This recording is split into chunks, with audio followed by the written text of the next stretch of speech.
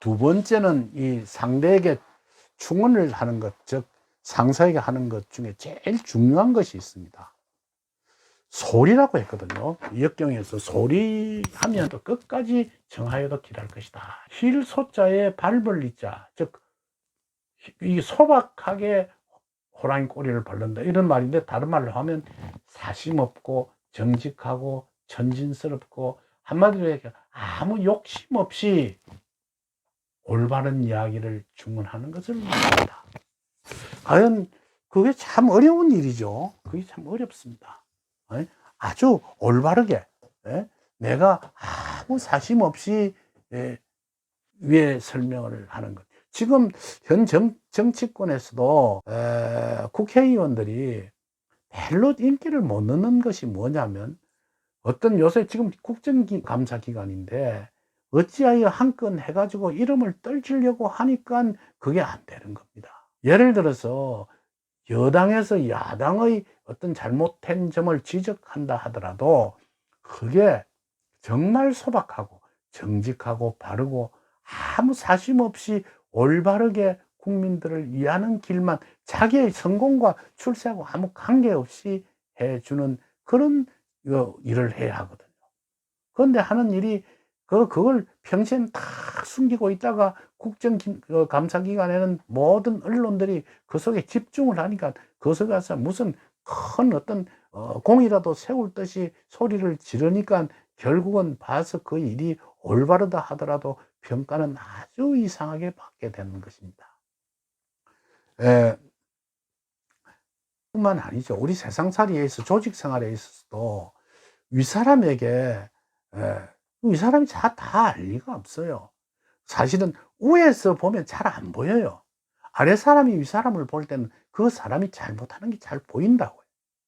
그걸 꼭 이렇게 충원하고 좋은 소리로 지적해서 그 길을 가도록 이렇게 해 줘야 되는데, 그게, 예? 그런 일을 해 놓으면 다음부터 윗사람이 나를 볼 생각을 안 해요. 한마디로 이야기해서 무조건 아주 편안하고, 한마디로 간신배처럼 알랑방귀나 끼는 그런 소리를 좋아하는 사람들이 대부분이거든요. 근데 그런 사람은 앞으로 성공하지 못합니다. 자기의 잘못을 잘 어떻게 지적해 주고 충고해 주는 것을 잘 알아듣고 그걸 고치고 하는 사람만이 성공의 길을 갈 수 있는 아주 좋은 형상이라고 할 수가 있거든요. 형태를 할 수 있거든요. 제가 한 번은 이런 일이 있었습니다. 제 집에, 사실 내가 옛날에 철학관을 할 때 아침부터 저녁까지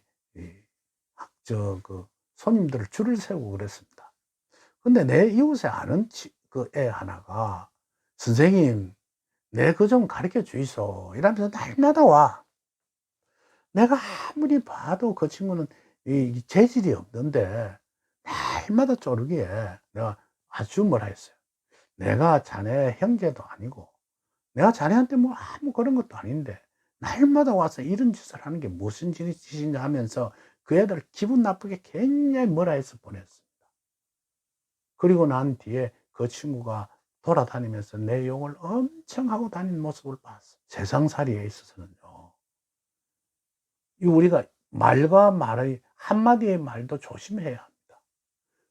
부부가 살아가는 데 있어서 제일 중요한 것은 그 부부가 그 잘못되게 할 일은 없거든요. 근데 왜 싸우느냐 하면 약간의 감정을 건드리는 겁니다.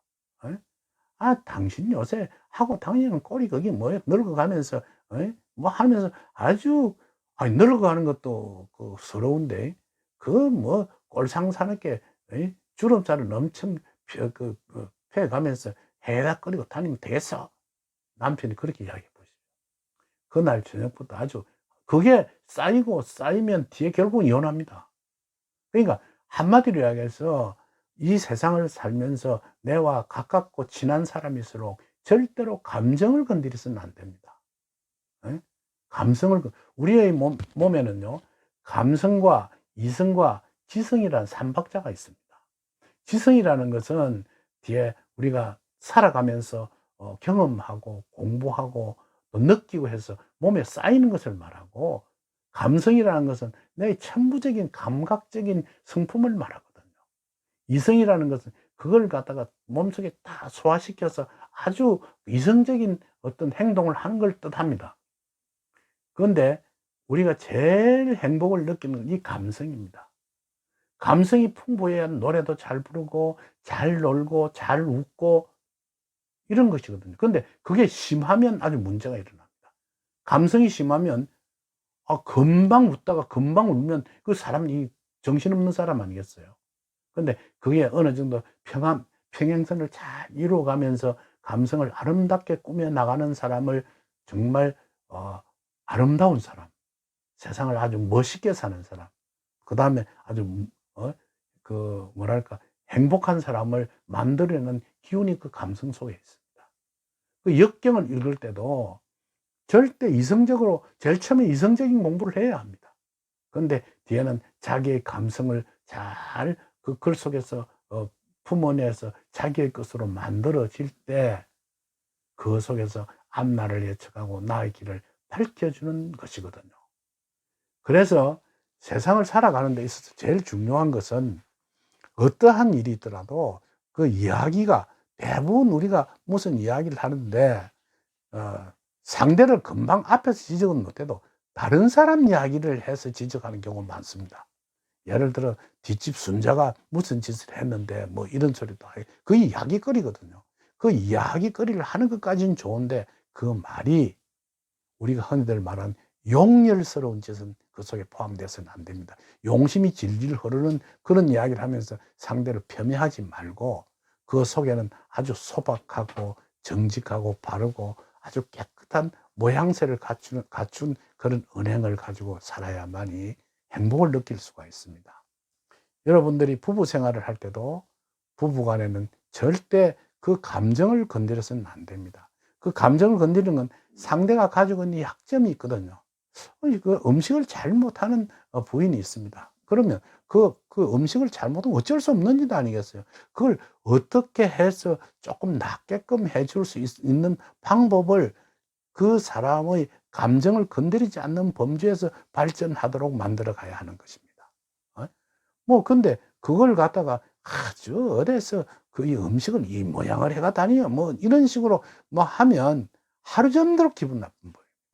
그러니까 우리가 소리라는 것, 즉 소박하게 상대를 충고하고 어드바이스하는 그 방법을 여러분들은 항상 생각하고 살아야 할 것입니다.